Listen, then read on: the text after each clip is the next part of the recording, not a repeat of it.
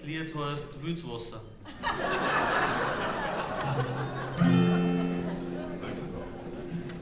Geht's?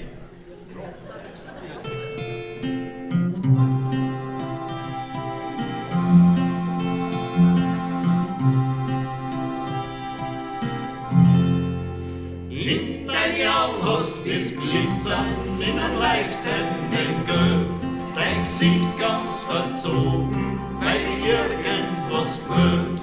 Wenn's mir anschaust, dann wird mir ganz klar dabei, du musst dringend aufs Heisel, nicht irgendwann, sondern gleich.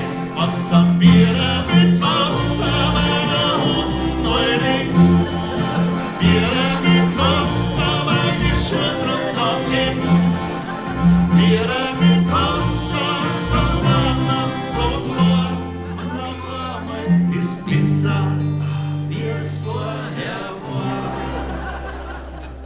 Das Gesingert von die Krammerer dauert unendlich lang.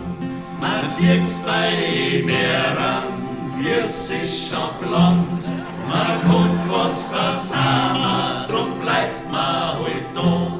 So kann's dann passieren, dass man's nicht mehr halt mag. Wenn's dann wieder ins Wasser meiner Hosen neu rinnt, wieder ins Wasser bei die Schuhe drunter kippt, wieder ins Wasser so warm und so klar, und auf einmal ist besser, wie es vorher war.